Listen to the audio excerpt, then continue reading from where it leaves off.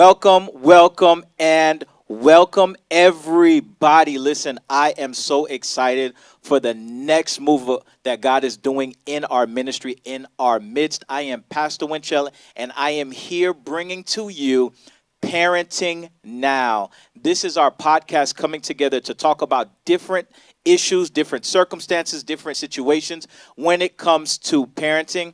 Guys, listen, we are going to be here once a month talking about different topics that you as parents may face and go through.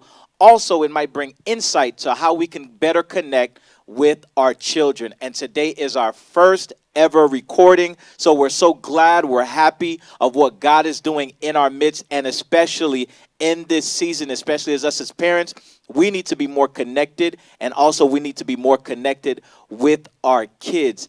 And for our first recording, I am excited to have my brother, my friend. We've been knowing each other for so many years.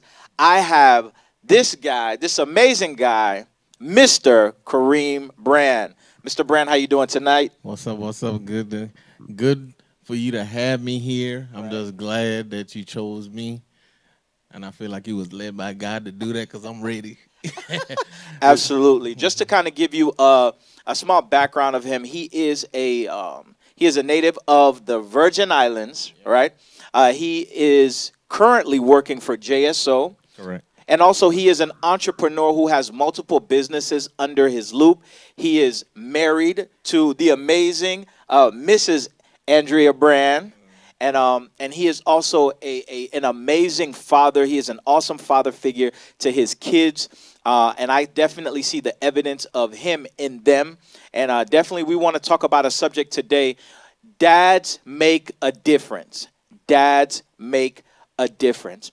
And we're going to start it off by this. I'm going to ask him a question, and I want you to give us some insight on this right here. How do you feel your presence in the house impacts your children? I mean, it impacts my children in a big, big way. I know personally because I didn't grow up with my dad. I turned out all right because I had a strong mom, and I had a stepdad, which was a father figure. So that did make a huge difference. You know, our kids look up to us as men, and we got to lead by example. And a lot of times my kids do exactly what I do. You know, my son, Josh, he's 9. He's very personable. He watches me to the T.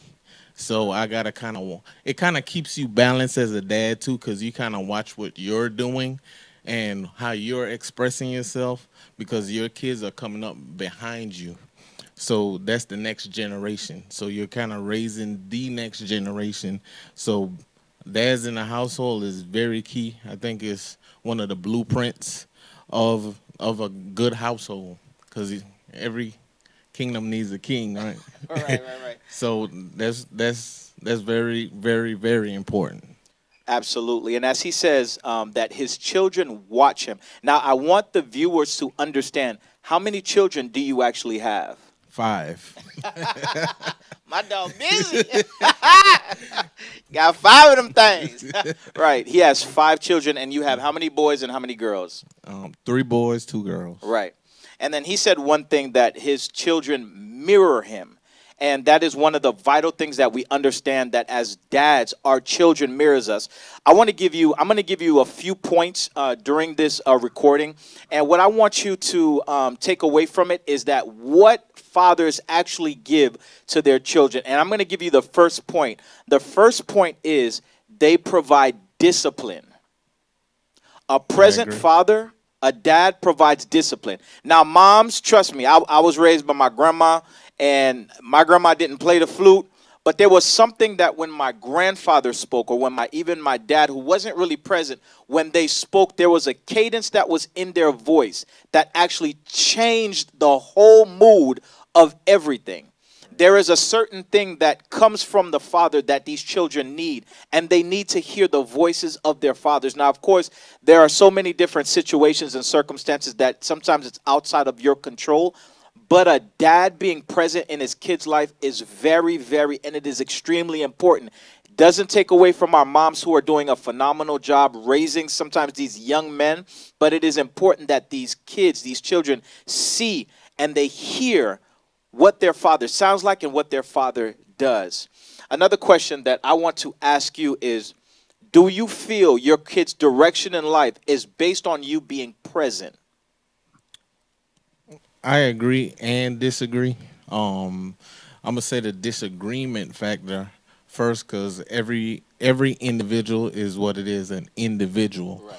You know, it takes a community and an environment to raise an individual correctly and upright. Like I said, I'm the perfect example.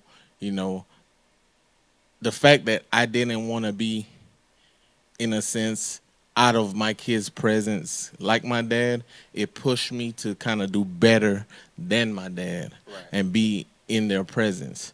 So that kind of led me to stay on the straight line and follow other direction by other male figures that was positive. Of course, my mom, she played both of the left and right. She was my father figure, my mother figure. She not my father figure, but she was just so strong that she taught me a lot of things that I even use now as a man, and it's key. But I agree in a sense, because I can already see that. No offense to women, but they're not gonna have all the answers, the insight, the emotional insight that a man goes through or a boy goes through. Like I tell my boys, they always say, "Dad, how did you know?" I say, "'Cause I'm raising myself." So it's kind of me correcting the things that I did being young, so they can be better than I was. Right. Get what I'm saying? So that's the agreeing part with it. I can lead them to where they need to go in a better way than I was. Nice, nice. Absolutely, absolutely. Let me give you guys a couple of stats that you may not know. And this comes from the Directory of Fathers, and it talks about a census of the direction of children who have their fathers present. A child who has a present father is 45% less likely to repeat a grade. I didn't know that. Right. A child who has a present father is 39% to get all A's, has a 39% chance higher to get all A's. Wow. And here is the kicker. Here is the one stat that really blew me away. A child who has a present father is 80% less likely to go to jail. I believe that one now. 80% less likely.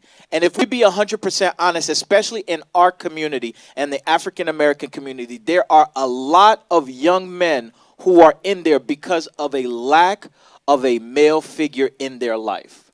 And you who actually works in the jail system, you've had several conversations. You see it day in and day out with these guys who go to jail because of the fact that there was a lack of a male figure in their lives. And again, there are so many different circumstances that happens where sometimes it's outside of your control. But dads, I'm telling you, you make a difference in your children's life. You make a difference in the direction that they will go in their life. You make a difference in the choices that they will make. How many times do we hear our young ladies say, "I wish my dad was around because I would have known what it was like to actually go after somebody who can show me how to truly love me"? Correct. How many times do we hear that? How many times do we hear young men say, "Man, I wish my daddy was here so I could just ask him what I need to do"? That is something that we hear constantly. And another stat, let me tell you another thing. The first thing I said is that the father provides discipline, but also the father is their first role model. Yeah, that's true. The father is the first role model that the children see. It's not their teacher. It's not their pastor. It is their father. Correct. That is their first role model that they see. And then also, you stated something earlier where you talked about that you wanted to be, you wanted to do better than your father. Let me ask you this question. How much more do your kids motivate you?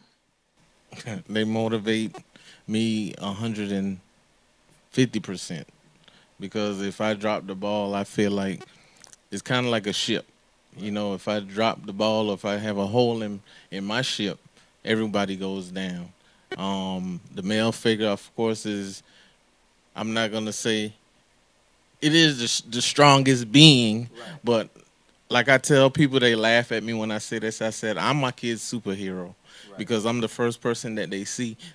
My boys never seen, my kids never seen me cry, even though I do. But I feel like I show them so much strength that they can push through and do the things that they need to do as young men, and watch me and watch what I do. And like I said, my kids take notes. It blows my mind when they have conversations with me. They say things that I say. They treat people how I treat them. Right. And they have this sense of, man, I got to stay on my toes. Right. Right. You Right, know what I right, mean? Right. Right. Right. So I agree. You know what I mean? Right. So your kids definitely do motivate you. Correct. And I want to give this example, right? In the book of Luke, right? Luke chapter 15. I had to look at my notes really quickly. I almost forgot. In Luke chapter 15, we talk about the prodigal son, right? We talk about the prodigal son who the Bible says that he took his father's inheritance. And I'm going to touch on a few points. He took his father's inheritance, right? Number one, he had a father who knew enough to make sure that his children had an inheritance. Then the Bible says that he took it and he went to go to live loose living, right? He went out, he squandered it all, he wasted it all. And then the Bible says that he came to himself and he says, even my father's servants had food to eat, but yet I'm over here with the pigs. And what did he do when he came to himself? He came back to his father's house. There are lessons, there are principles that fathers will instill in their children that even though they depart, they will always come back to what their father taught them. Correct. They will always come back. Now, here's one thing that I love to see, and it may be so small. Anytime you cut hair or you're brushing your hair or putting your do-rag on, I love to see that your boy is always trying to get waves. And then I look at Junior. Junior has a head full of waves. Yeah, exactly. But that's because he was mimicking and watching your move, seeing how you take care of your affairs, seeing how you take pride in your appearance. And what did that do? That translated into him to where now, guess what? Man, I want to look like my pops. Correct. I want to be fresh like my pops. Correct. And I hear Joshua say, Dad, do I look like you? Yeah, he want to look like me so bad, but I always told him, man, you're going to look way better than me. Right. Yeah, so I try to motivate him, like I said, to the next level for the next generation. So, you know, people don't notice, but I had low self-esteem when I was younger. So I didn't want him to go through that part. Right. You know what I mean? So I tell him, hey, man, you're going to look way better than me.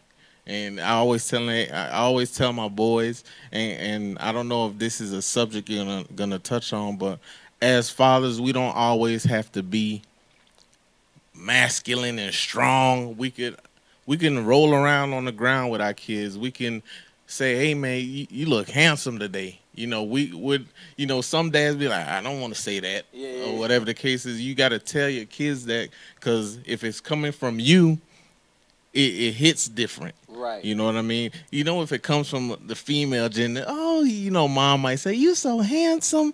But, some moms just be going over the board. But anyway, coming from a dad, it just hit the heart. They really take it to heart. And even I'm going to share this small story if I can, if I had time. Last night, this falls in line with everything you're talking about. I actually worked 16 hours last night, so I got home about 3 in the morning, after 3 anyway, and when I got home, Josh was throwing up. He was sick. He felt sick, upset. Even though I was tired, and normally I take a shower, go to bed, I aided him. I was by his side. I didn't wake my wife up. I didn't say, hey, I need sleep. You get up and deal with it. I took that on because he's seen a different side of me. Even though I'm dad and I'm hard and I get on him and stuff like that, he's seen that I can nurture too. And being that I didn't even notice this because I was taking care of him, XYZ. He fell asleep. He woke up in the morning and I take him to school. He was like, "Hey, Dad, I just wanted to tell you I really appreciate you taking care of me last night," which I wasn't expecting that. Right, right, right. You know what I mean? So stuff like that just really touched me because he comes out of left field with some of the stuff he says, and I really appreciate that as a dad. So it's really important, man, to take those things into consideration. So what's funny is you got to be in the spirit, brother, because you literally touched on the next point that I wanted to give is one? that our fathers give us confidence. Correct. Our fathers give us confidence, right? Let me put it in this aspect, right? I remember, many of you may not know my story, but my father wasn't necessarily present. He was there, but he wasn't present. I remember the best thing that my father did for me was he came to one of my football games. It was my freshman year. I was playing football, and I think my grandma cussed him out to come to my game because all he wanted to do was party and be with women, and she cussed him out. She said, "You need to go to your son's game," and I'll never forget.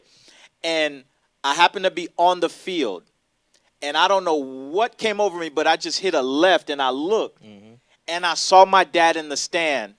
When I tell you I felt like I could tackle the whole team, Yeah. I was ready to knock everybody's head loose. I know exactly what you mean. Trust me. And it's such an empowering feeling that when you have a father that is there looking at you, cheering you on, that it builds a certain level of confidence in you, and that even if you think about it biblically, where do we draw our strength? Knowing that we have a father that loves us.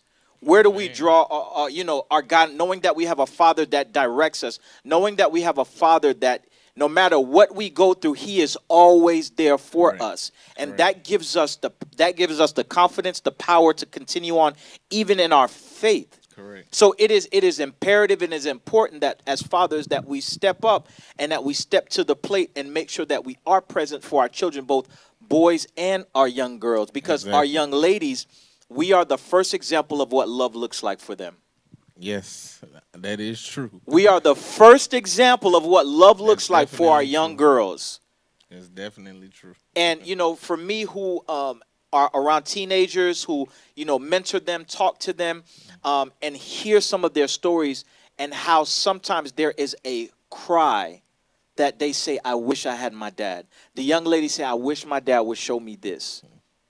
And one thing about it, too, is as fathers, we carry a big burden.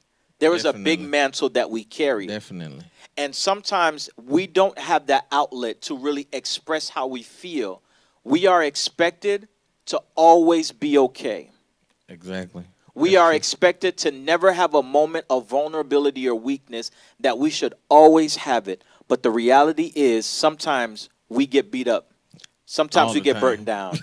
But we just may take it a little better than others. You know, everybody's different. Everybody handles situations differently, But as a man, like you said, hey, why are you being so soft or vulnerable, as you say?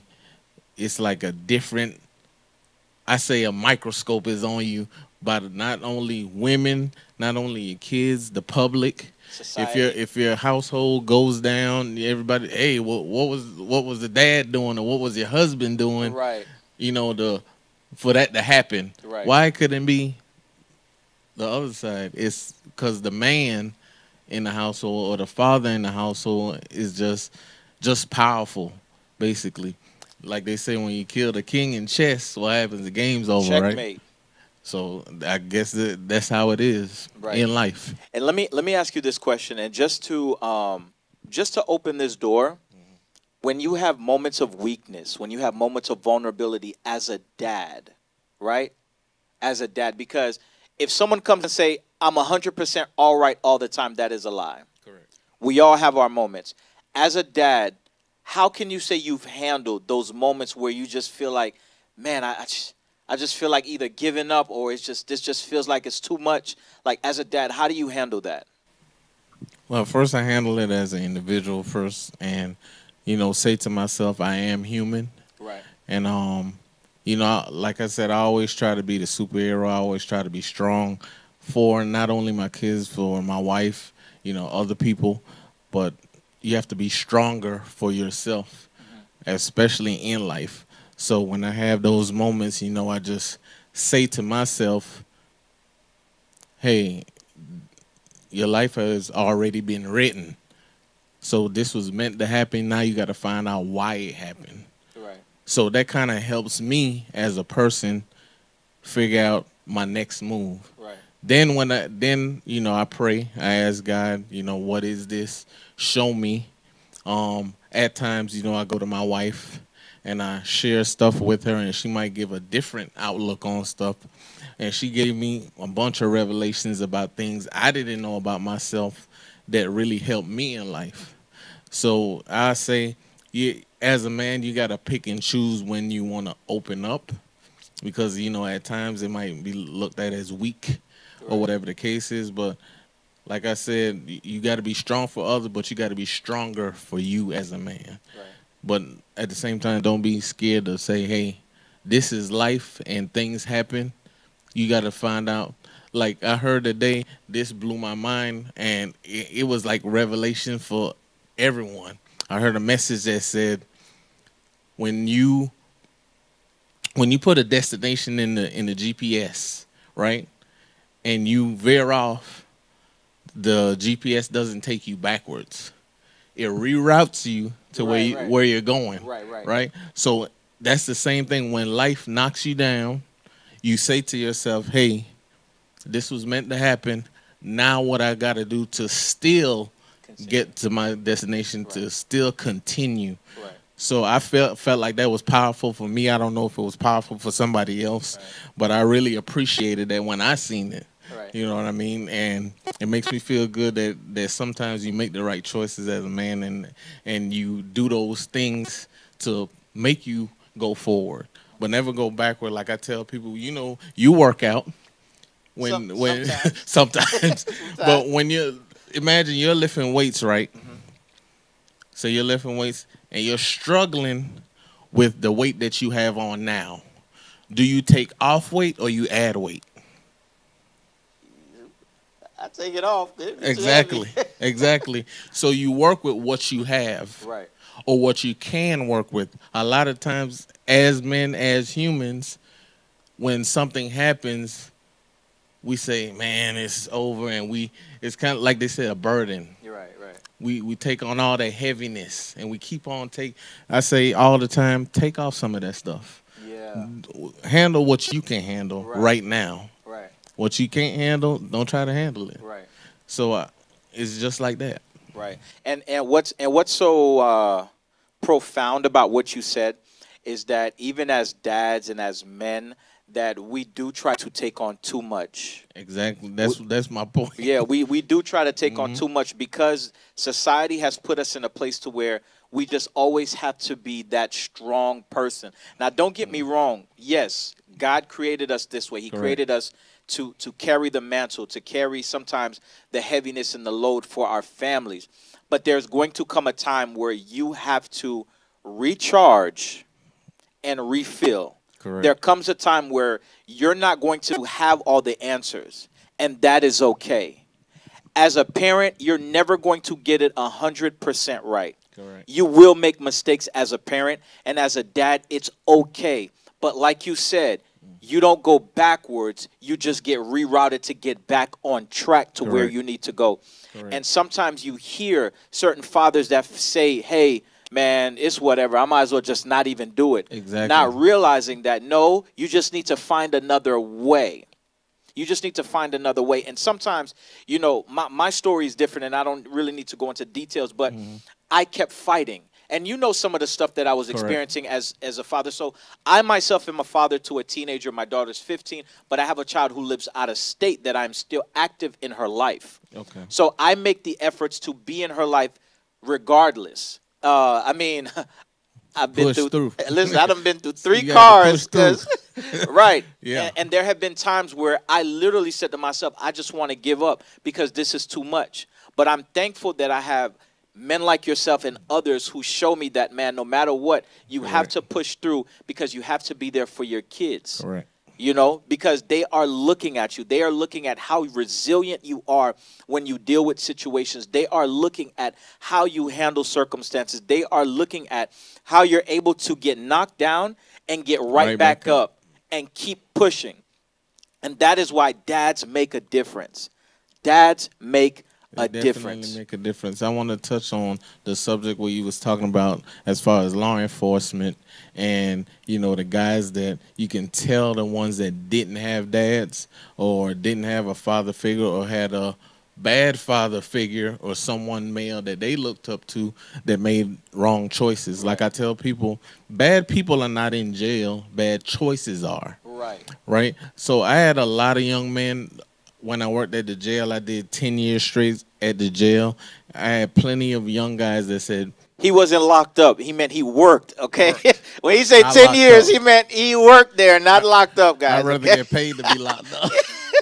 But anyway, a lot of guys come up to me, and I speak to them like human beings, you know, because it was their choices, not them, right? So I had a lot of guys that say, hey, man, I wish I would have met you before I got locked up. So all they need is a strong male positive figure in their life to show them something different. And a lot of them still communicate with me and see me when they get out and say, hey, man, I'm out. And I said, that's what's up. Don't go back. You know, and then the ones that see me say, hey, man, you still working here? I said, you still coming back. I'm going to start working when you stop coming back. So that kind of hit them differently coming from a man, you know, and I'm not looking down on them, but I'm telling them you can do better because a lot of them don't have that in their lives. So that's correct as far as what you said earlier. And what I want to do is, and I know we make an emphasis on fathers, you know, being that male figure for young boys, and it's just as important for our daughters as well. But it's just because we want to create a generation of strong men. Correct. If we look at the 70s, we realize that during the civil rights movement, there were a bunch of strong men who knew how to follow a vision. And that is what a lot of our boys don't have nowadays. They don't have vision. And our fathers are the ones that give us the vision. Now, again, I'm not taking away from moms who are doing a phenomenal job. They're doing an amazing job with some of our young men who have raised, you know, professional athletes, who have raised doctors, who have raised lawyers, who have raised principal, who has raised teachers. I mean, some of our moms are, I mean, applaud to them. They deserve their flowers while they're here.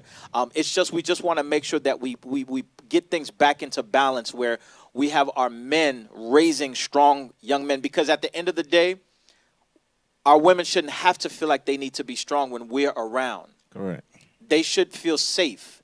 They should feel protected. They should feel provided for. And we want to make sure that we're raising men who are going to fill those roles. And it's our duty as dads to make sure that we're not only raising strong men, but we're also instilling things in our daughters as well and showing them what love looks like from a real man. Correct. So, even though it makes them sick. Right.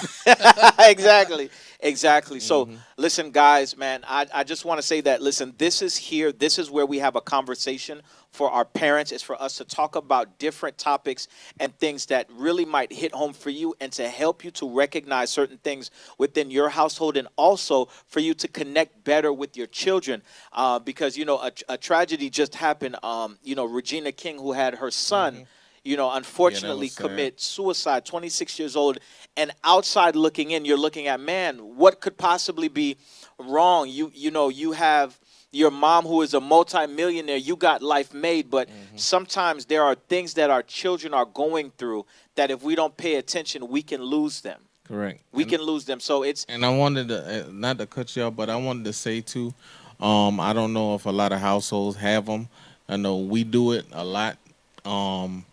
We have family meetings. We just sit down, talk, powwow, say what's on your mind. We tell our kids all the time, we want y'all to express yourselves, but don't get disrespectful. Right.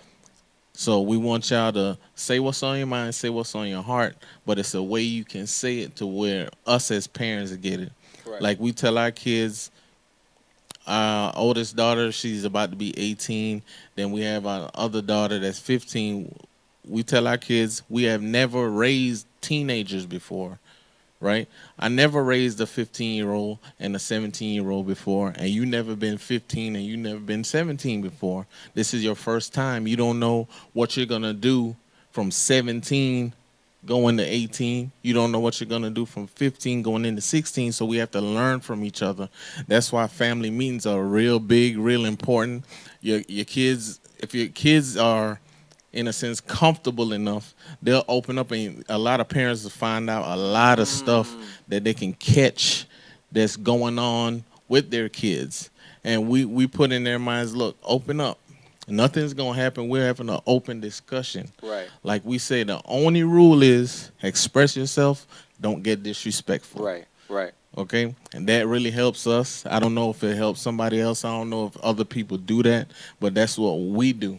Right. And it helps me as a dad to which direction I need to go, because all your kids have a different personality. Right, and right, you have right, to deal with them differently, Right. and handle certain things differently. Right. So that helps as well. That's a main key that helps me as a dad. Right. And I am so glad you said that, because this is the last point that I was going to make, that fathers need to do is communicate.